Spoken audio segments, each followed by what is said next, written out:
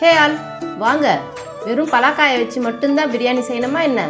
வாங்க, இப்போ பலாக்காயும் மஷ்ரூமும் சேர்த்து வச்சு நம்ம சூப்பர் டேஸ்டியான ஸ்பைசியான பிரியாணி செய்யலாம். வாங்க, ஒரு பேன் எடுத்துக்கோங்க, எண்ணெயும் நெய்யும் விட்டுக்கோங்க.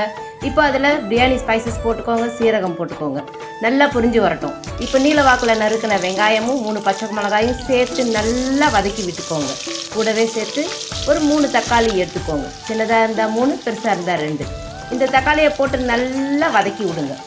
இப்போ நம்ம பொடி பொடியாக நறுக்கி வச்சுருக்க கொத்தமல்லியும் புதினாவையும் போட்டு நல்லா சுருளாக வதக்கி விட்டுடணும். இவங்க வதங்கின பிறகு இந்த சாதத்துக்கு தேவையான அளவு உப்பு போட்டுப்போம். இப்போ நம்ம பலாக்காயை சின்ன சின்ன பீசஸாக நறுக்கி அவங்கள மஞ்சத்தூள் போட்டு குக்கரில் நல்லா விசில் விட்டுருங்க.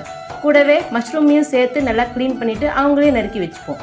நல்லா புதினாவையும் கருவேப்பிலையும் கொத்தமல்லி நல்லா வதங்கின பிறகு இப்போ நம்ம பலாக்காவையும் மஷ்ரூமையும் போட்டு நல்லா வதக்கி விட்டுருவோம். எல்லாம் ஒன்று சேர்ந்து திரண்டு வரணும். இப்போது கொஞ்சமாக இஞ்சி பூண்டு பேஸ்ட் போட்டுக்கோங்க. 1 ஸ்பூன் காரத்தூள், தேவையான அளவு காரத்தூள் போட்டுக்கோங்க. அடுத்தது தனியாத்தூள் போடுங்க. நல்ல கெட்டியான தயிர், புளிப்பே இருக்கக்கூடாது, தயிரை விட்டுக்கோங்க. இந்த சாதம் செய்கிறதுக்கு தேவையான அளவு தண்ணி விட்டுக்கோங்க. இப்போ பாருங்கள், தண்ணி கொதித்ததும் நல்லா ஊறின அரிசியை அதில் போட்டுட்டு நல்லா ஒரு கலரு, எல்லாம் அரிசி இந்த தண்ணி எல்லாம் ஒன்று சேர்ந்து கலர்ன பிறகு ஒரு தட்டு போட்டு மூடி 20 நிமிஷம் விட்டால் போதுங்க. சூப்பரான டேஸ்டியான பலாக்கா மஷ்ரூம் பிரியாணி சூப்பராக ரெடி ஆகிடுச்சு. கண்டிப்பாக ட்ரை பண்ணுங்கள். சுட சுட சாப்பிட்டு பாருங்கள், அதுவும் ரைத்தாவோட. சூப்பர் டேஸ்டி மஷ்ரூம் அண்ட் பலாக்கா பிரியாணி.